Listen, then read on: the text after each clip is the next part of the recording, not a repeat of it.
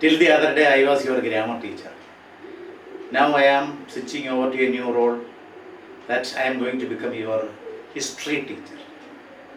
I am going to teach you during this semester history of English literature and language.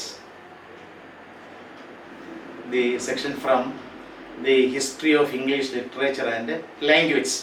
That is what I am going to teach you during this semester.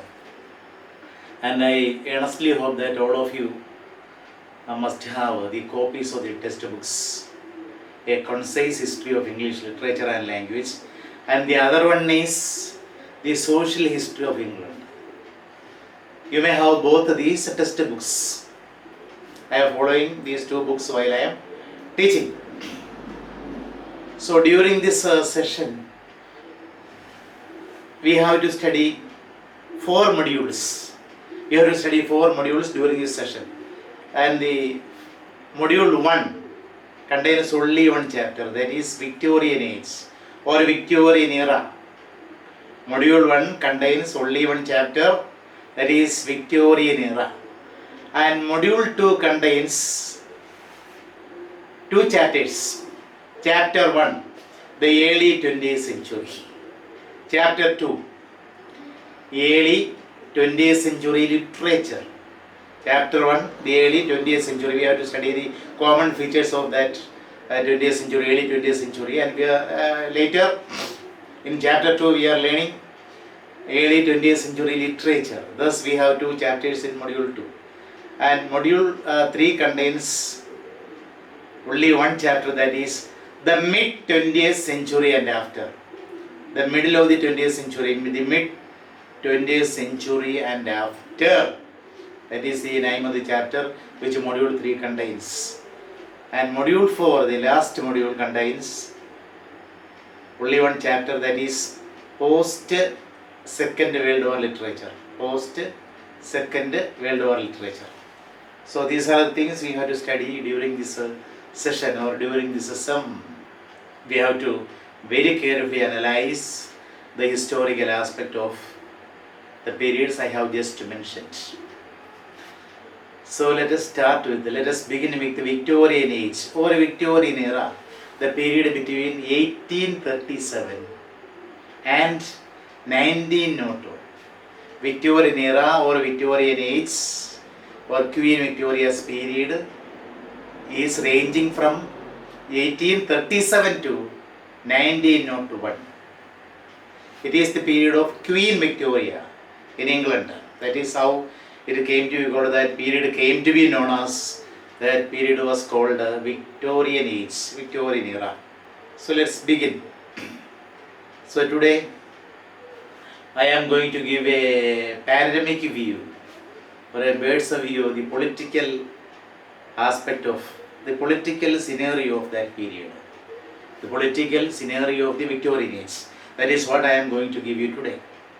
So let us see the political activities, the political advancements or the political things during the Victorian Age.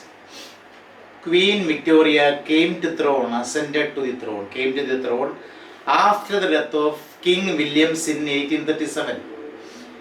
King Williams died in 1837. After his death, Queen Victoria came to the throne. Queen Victoria came to the English throne. Queen Victoria came to the throne after the death of King Williams in 1837. King Williams ruled his period of administration. The period of administration is known as reign. There are so many reigns. R-A-I-N reign. R-E-I-N. That reign is the bridle of a horse. And this reign, R-E-I-G-N, that is the period of administration. The period of administration of King Williams was ranging from 1830 to 1837. He had a shorter period of 7 years. 1830 to 1837, that was the period of administration by King Williams. King Williams ruled over England during the period from 1830 to 1837. Queen Victoria, to be exact, ascended to the throne, or she came to the throne on June 20th, 1837. June 20th, 1837. June 20th, 1837. Actually, her reign, the period of administration was very large. Her reign of 63 years and 7 months, longer than any of her predecessors. It was a longer period than any of the predecessors had.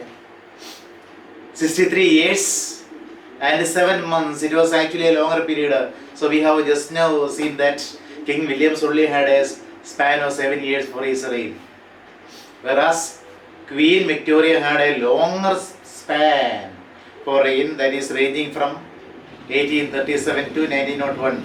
That is 33 years and 7 months. It was longer than any of her predecessors.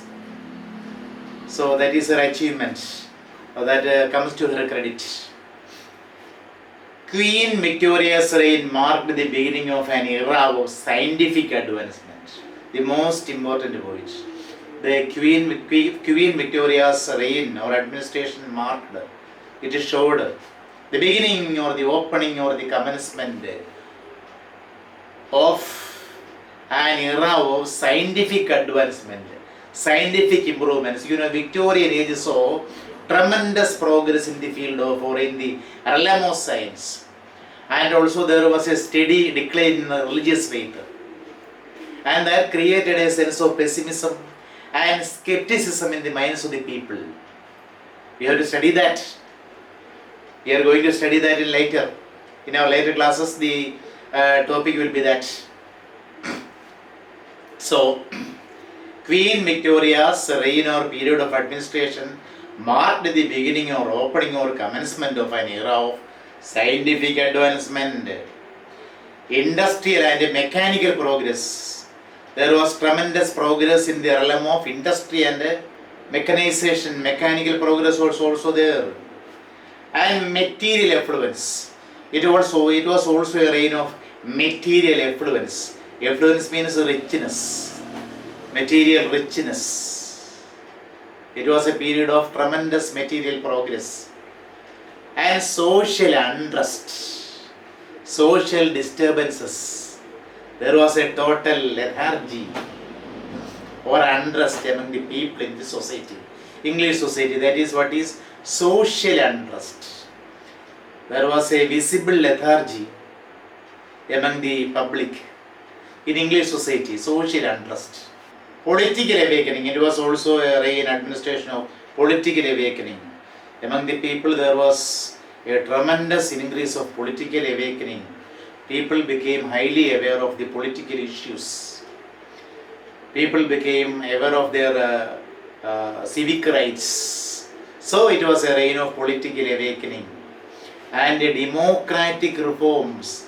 Victorian era or Victorian Age saw it witnessed a lot of democratic reforms. And also another important achievement is the spread of education. It was also a period of idealism and skepticism, something I told you just before. Skepticism, a sense of doubt or doubtfulness. There was a sense of doubt among the people. It is due to the advancement of science and the decline of religion. This caused, there was a tug of war in the minds of the people between religion and science, and this caused a sense of skepticism as well as pessimism. Pessimism is the opposite of, it is the antonym of optimism. Pessimism is the tendency to see black side of things. Pessimist is a person who sees difficulties even in opportunities. That is an interesting definition somebody gave. A person who sees difficulties even in opportunities is known as pessimist, and a person with such a sense is called pessimist, and that sense is pessimism.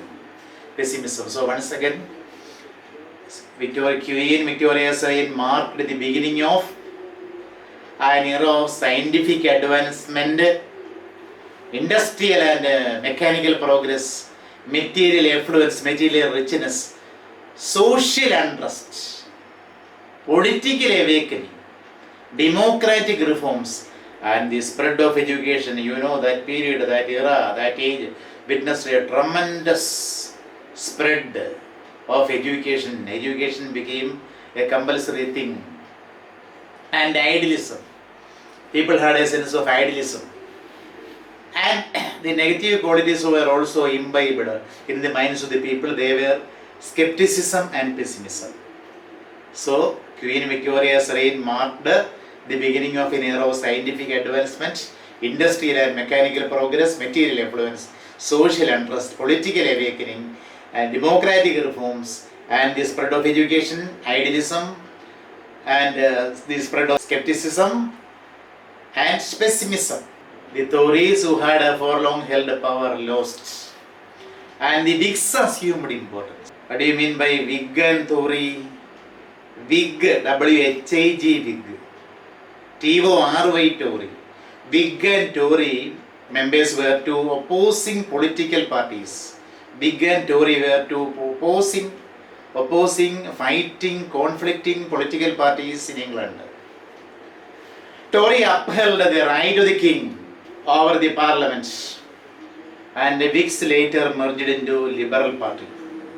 Whigs got merged into Liberal Party. So the two powerful political parties during Queen Victoria's period or Victorian era were the Tories and the Whigs. The Tories, who had for long held power, lost, and the Whigs assumed importance during this period. So the Whigs were able to unite the dissatisfied people of England under the aegis, A-E-G-I-S, A-E-G-I-S, aegis, leadership, aegis of thinkers like William Cobbett and Jeremy Bentham. You know, the Whigs, the members of the Whig party were able to unite the dissatisfied people of England in the battle for reforms under the aegis of thinkers like William Cobbett, C-O-B-B-A-T, Cobbett, and Jeremy, J-E-R-E-M-Y, Jeremy Bentham. William Cobbett, who was he? Who was William Cobbett? He was an English pamphleteer. Pamphlet means a small writing. He was a writer of English pamphlets regarding political rights. William Cobbett, an English pamphleteer, writer of pamphlets, short booklets. He was a writer of very short booklets. That is what is pamphleteer. William Cobbett, an English pamphleteer. He was also an independent journalist. And an MB. He was a member of Parliament. He was a member of House of Commons, etc. He was all these things rolled into one. He was all these things. An English pamphleteer, independent journalist, and MB. William Cobbett. And Jeremy Bentham, he is an English philosopher, jurist, judge, social reformer. He was a great social reformer. And he is regarded as the founder of modern utilitarianism. He is considered as the founder of modern utilitarianism. Jeremy Bentham, he was an English philosopher, jurist, social reformer, and he is reckoned or considered or regarded as the founder and who established the founder of modern utilitarianism. What is utilitarianism? What was his principle? His principle was that the greatest happiness or the greatest number, that is the measure of right and wrong. He believed that the greatest happiness of the greatest number of people, that is the measure of right and wrong. Or to be more clear, it is the doctrine that actions are right. Utilitarian theory is that actions are right if they are useful to the benefit of a majority. Actions can be deemed as right. We can consider the actions to be right if they are useful for the benefit of a majority. That is what is utilitarian theory. What is utilitarianism? Utilitarianism is the doctrine, principle that actions are right if they are useful for the benefit of a majority if there are advantages to the majority of people. And also he believed that it is the greatest happiness or the greatest number. That is the measure, that is the criterion of right and wrong. And thus he is the founder of modern utilitarianism. Who? Jeremy Bentham. Jeremy Bentham is the founder of modern utilitarian theory. And what is the doctrine? Doctrine regarding utilitarian theory: actions are right if they are useful for the benefit of a majority. Then the period from 1832, we are going back to 1832. The period from 1832 triggered many changes and reforms. It was, the Victorian Age, from the earliest part of the Victorian Age. So there were a lot of reforms and changes. A lot of reforms and changes were taking into shape from 1832 onwards. The period from 1832 triggered many changes and reforms amidst stiff opposition in the House of Lords. The first reform bill was passed in 1832. You have to remember this year, the historic year 1832. It is the year of the first reform bill in England. Amidst means in the middle of stiff opposition, very strong opposition in the House of Lords. What do you mean by House of Lords? English Parliament has bicameral system. There are two chambers. The second chamber is called House of Lords and the first chamber is House of Commons, like our Rajya Sabha and Lok Sabha. House of Lords equals our Rajya Sabha and Lok Sabha equals the English House of Commons. So House of Lords is a second chamber in the UK Parliament. House of Commons is an elected body of 650 MPs. 650 MPs. House of Lords is like an advisory body which can only hold up but not stop a legislation passed in the House of Commons. If a legislation is made or passed in the House of Commons, the utmost thing the House of Lords can do is to hold it up, not to prevent it from getting it passed, not to block it from getting it passed. So the only thing they can do is to hold up it for a little while. So their powers are very much limited. So House of Commons is an elected body of 650 members. House of Lords is like an advisory body which can only hold up but not stop a legislation passed in the House of Commons. House of Lords has 300 members, both elected and nominated.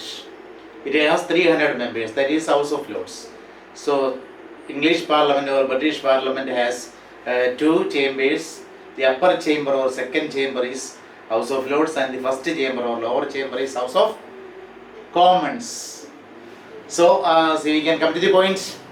Amidst stiff opposition in the House of Lords, the members of the House of Lords opposed vehemently. Even then, the House of Commons got the first reform bill passed in 1832. The first reform bill was passed. The first reform bill was passed in 1832 in spite of stiff competition, strong opposition in the House of Lords. Remember this year, historic year, most important year, the year in which the first reform bill got passed in 1832. What is the feature of first? What is the importance of? What is significance of the first Reform Act? The first Reform Act doubled the electorate, including many of the middle classes. The first Reform Act gave the right to vote or franchise or suffrage to the middle class people. Thus, the first Reform Act increased the size of the electorate. Electorate means the body of voters. The people who have the voting power are called electorate. The electorate. the body of voters, the people who have voting power in a political election. That is what is electorate. The first Reform Act which was passed in 1832, don't forget the year.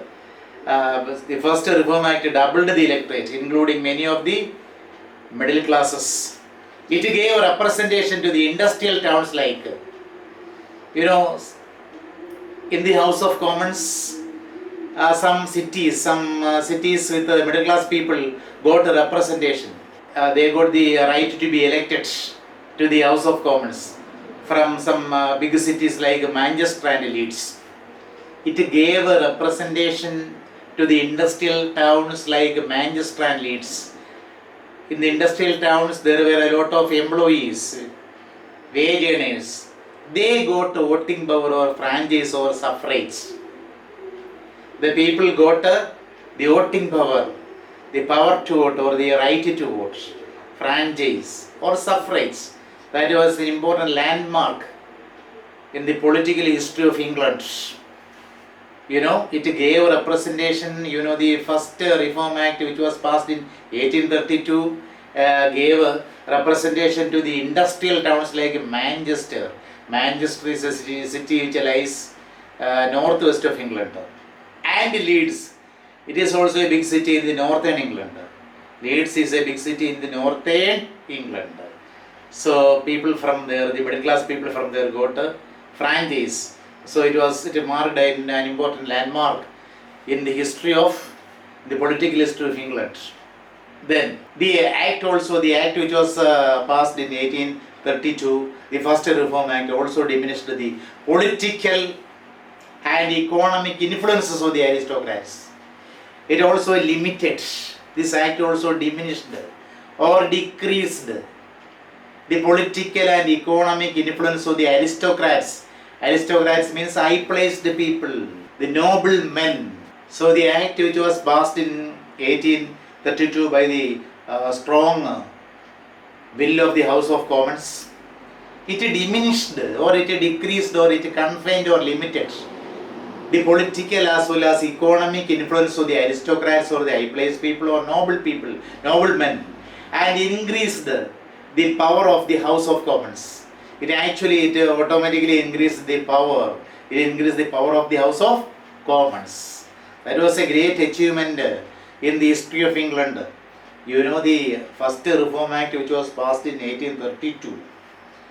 It diminished the political and economic influence of the aristocratic people or noblemen or the MPs in the House of Lords, and it increased the power. Simultaneously, this act increased the power of the House of Commons. That was actually a turning point in the political history of England. The House of Commons initiated, it started several beneficial acts like the Poor Law Amendment Act. The Poor Law Amendment Act, which was passed in 1834, and the Municipal Corporation Act, which was passed in 1835. The House of Commons, when it grew in power, when the House of Commons grew in power after the first Reform Act in 1832, the House of Commons initiated, it started several beneficial acts like the Poor Law Amendment Act in 1834 and the Municipal Corporation Act in 1835. Poor Law Amendment Act. What is it? Poor law. The House of Commons initiated several beneficial acts like the Poor Law Amendment Act. The act was passed in 1834, and the Municipal Corporation Act. Municipal Corporation Act in 1835. What is Poor Law? The Poor Law Act grouped parishes. What is parish? Parish means a small administrative district having its own church and a priest. In Malayalam we call it Idavaga. Idavaga, parish. Parish is a small administrative district having its own church and a priest. The Poor Law Act grouped parishes, these small places, into unions under 600 locally elected boards. The Poor Act grouped parishes into unions under 600 locally elected boards of guardians.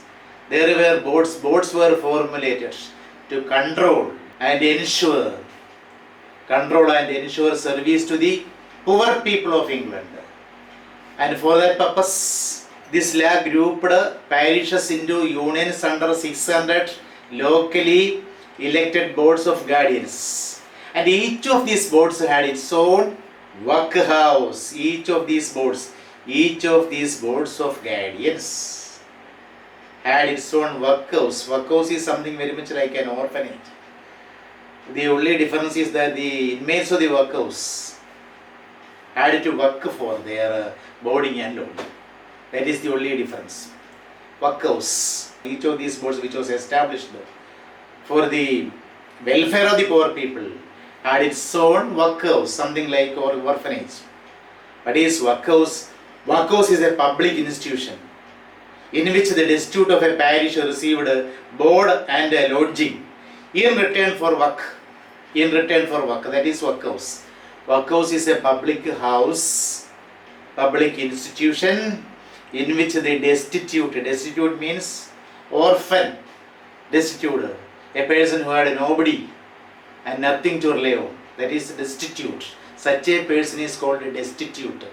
So, workhouse is a public institution in which the destitute or the orphan of a parish means the administrative district with a church and a priest, parish received board and lodging and boarding in return for work. That is how the institution came to be known as workhouse. That is how they obtained the name workhouse. They came to be called workhouses.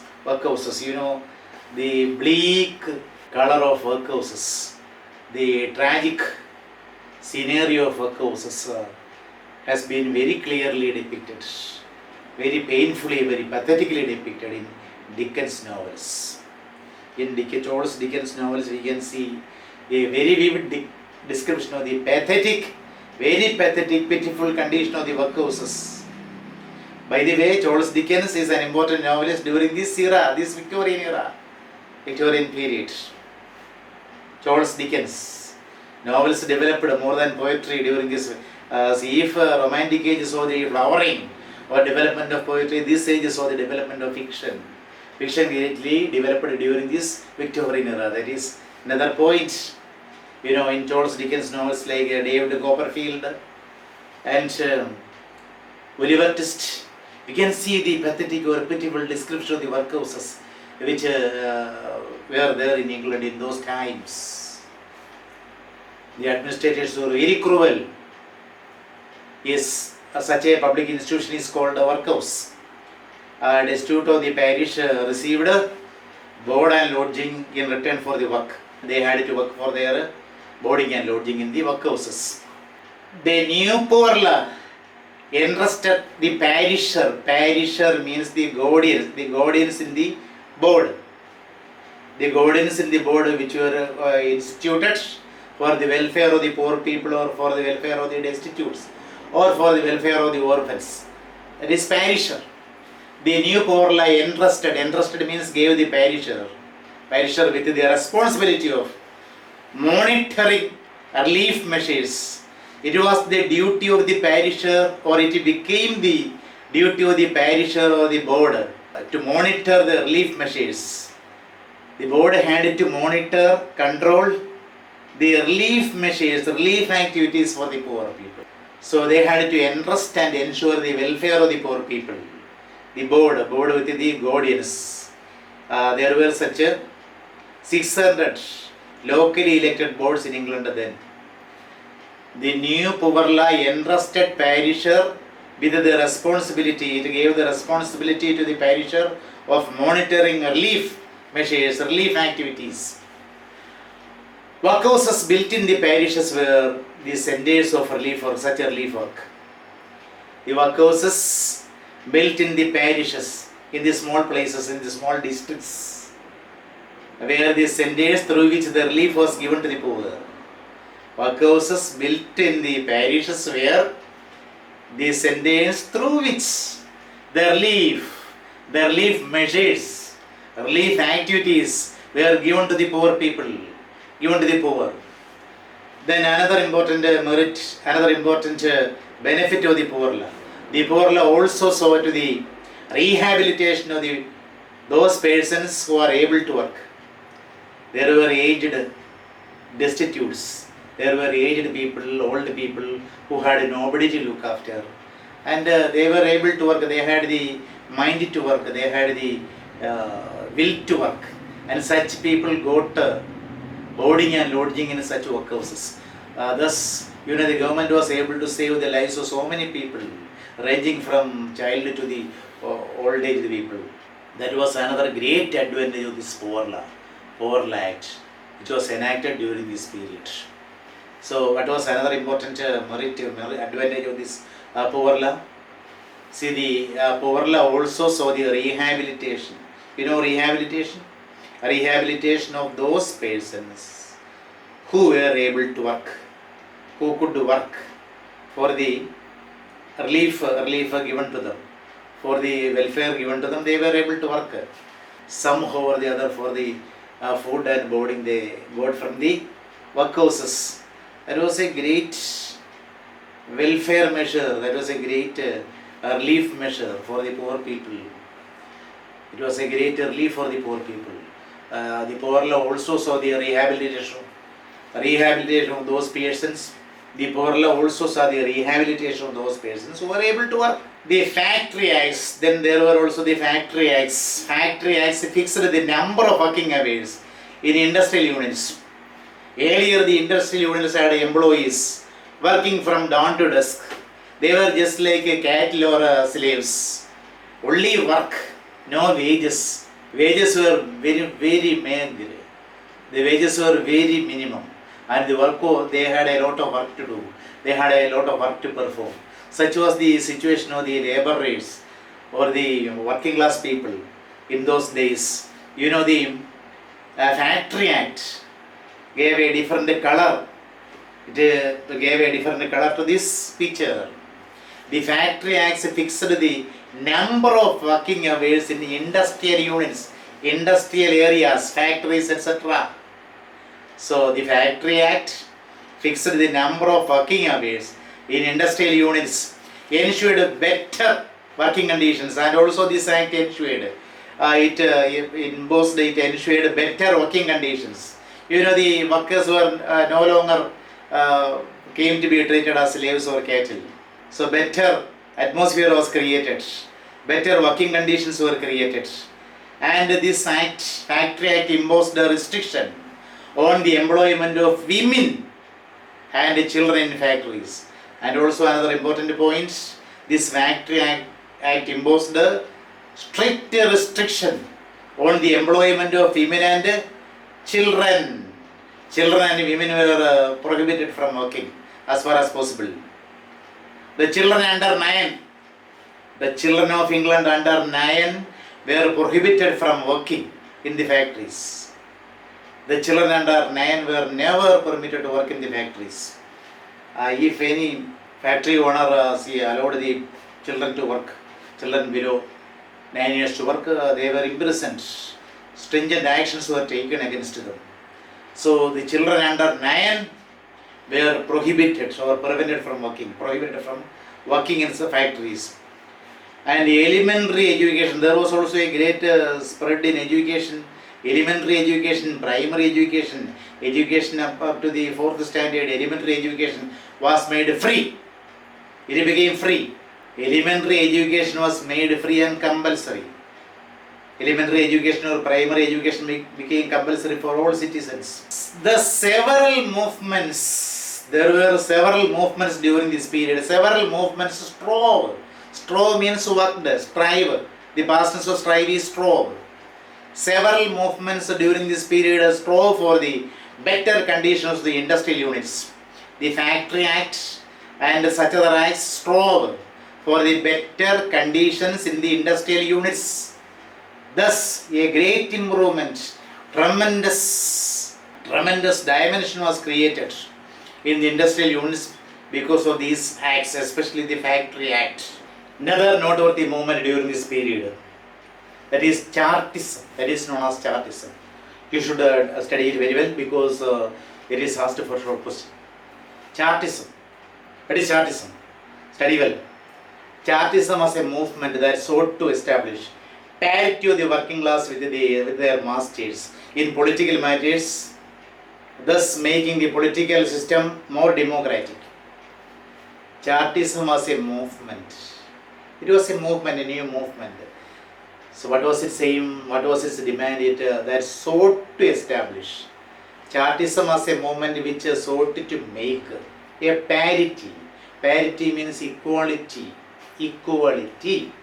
Chartism was a movement that sought to establish parity of the working class with their masters, with their employers. What do you mean by working class?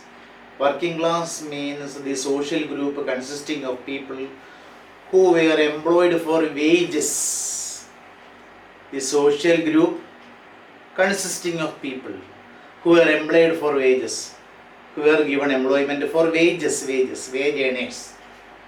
They are called working class people, working class, proletarian class. So what is Chartism? Chartism was a movement that sought to establish parity. It demanded parity. It tried to make a parity of the working class with their masters in political matters. Where do they want parity? They wanted parity in political matters, thus making the political system in England more democratic. They wanted an overall change in political system of England. They wanted to make the political system of England more democratic. Once again, Chartism was a movement that sought to establish parity of the working class with their masters in political matters, thus making the political system more democratic. Chartism was a movement that sought to establish parity of the working class with their masters or employers in political matters, thus making political system more democratic. Chartism was a working class male suffrage movement. In short, we can also call Chartism. It was a working class male suffrage movement. They wanted suffrage or enfranchisement, franchise or right to vote for the male working class. That was their slogan, that was their chief demand. Chartism was a working class male suffrage movement. They wanted voting power, right to vote for the male working class. So Chartism was a working class male suffrage movement for political reform that existed. Chartism existed from 1838 to 1857. 1838 to 1857. That was the period during which Chartism was in vogue, Chartism was in existence. It existed between 1832 and 1851. So this is Chartism. Chartism was a movement that sought to establish parity of the working class with their masters in political matters, thus making the political system more democratic. Actually, the Chartists, Chartists, Chartists means the people of that movement, people of Chartism. Chartists demanded universal suffrage. What was their main demand? Universal suffrage. Universal suffrage means the right to almost all adults to vote in political elections. It is a right to almost all adults to vote in political elections. That is universal suffrage. Their main slogan was, their main demand was universal suffrage. Universal suffrage, it means the right to almost all adults to vote in political elections. The right to almost all adults to vote in political elections. That is universal suffrage. That was their main demand. The Chartist formulated the People's Charter, you know. Chartists, the members of the movement called Chartism. The chief members of the movement called Chartism, they are called Chartists. The members of the movement called Chartism. They made the People's Charter. That is why it is called Chartism. They made a People's Charter. They put their demands on a sheet of paper. It became a charter. They put their demands on a chart. That is how it came to be known as Chartism. The Chartists formulated the People's Charter, demanding the granting of its primary goals.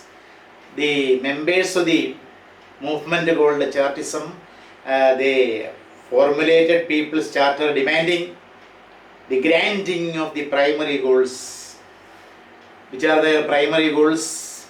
Which are the primary goals, primary aims of the Chartist people?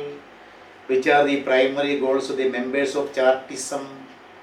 The new movement, their main demands were, their chief demands were, their primary goals were, vote by secret ballot. One of the main aims or goals formulated by the Chartists was vote by secret ballot. Annual elections, second one, annual elections. Elections annually. Elections per year.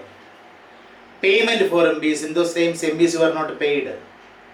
It led to so many corruption and other limitations.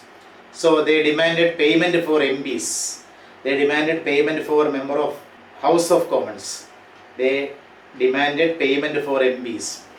Then abolition of property, public property. They wanted private persons to acquire properties. They demanded that private persons also should be given the right to acquire property. The right for property. The qualification for the member of parliament, they also demanded the qualification for the members of the House of Commons. They wanted minimum qualifications for the members of the House of Commons. And equal electoral districts. They want equal representation of the districts from which, or areas from which MPs were selected or MPs were elected. They wanted equal electoral districts. In each place, the electoral should be equal. The people who have the right to vote should be equal. That is equal electoral districts. That was another demand, another goal by the Chartists. The Chartists formulated the People's Charter, demanded the granting of the primary goals or aims such as vote by secret ballot, annual elections, payment for MPs, abolition of property, public property, the qualifications for members of the House of Commons, and equal electoral district. What is equal electric district? What does it mean? The Chartists proposed the division of the UK into 300 electoral districts. The Chartists or members of this movement called Chartism, they put forward a plan. They proposed the division of the UK into 300 electoral districts, each contain equal number of inhabitants. Each area or each place or each district must have equal number of inhabitants. That was their demand. That is meant by equal electoral district. What is equal electoral district?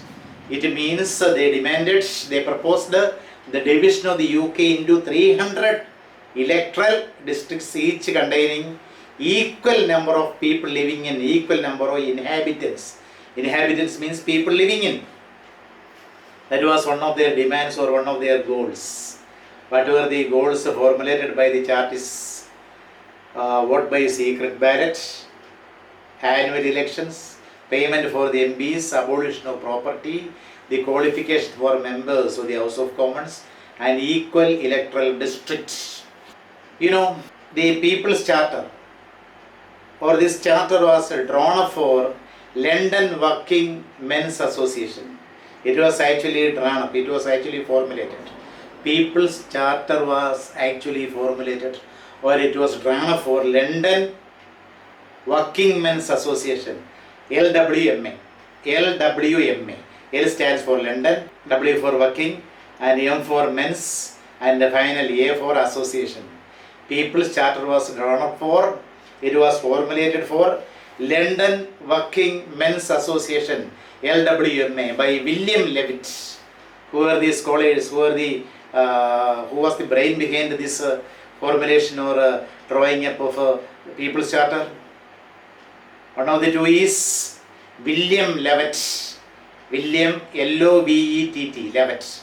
William Levitt and Francis Place, F-R-A-N-C-I-S-P-L-A-C. Francis Place, another man, another brain behind this formulation. They were two self-educated radicals. What do you mean by radicals? Radicals are the people who want complete change in the social reform, in social reforms. They want complete, total change in society or social reforms. Such people are called radicals. Radicals are people who clamor for, who demand total change, complete change in the society, complete change in the present situation. They are called radicals. These two people are radicals. Who were they? William Levitt and Francis Place. They were behind the formulation of the People's Charter, and this charter was made for the London Working Men's Association, LWMA, by William Levitt and Francis Place, two self-educated. They were self-made men, self-educated radicals. The charter had 6 demands. The charter had 6 demands. We already discussed.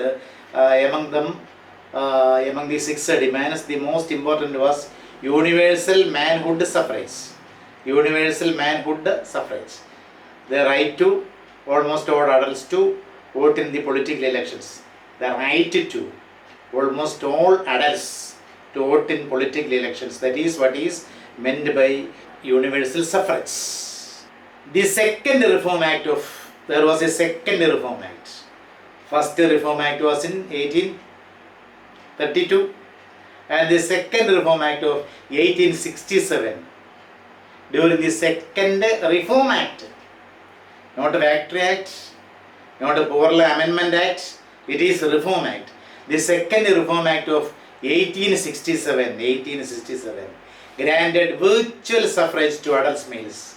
Finally their dream came true. Finally their ambition became materialized. You know, the all adult males got virtual suffrage, the right to vote. The enfranchise was granted to all adult males. Adult males only, females did not get, female people did not get.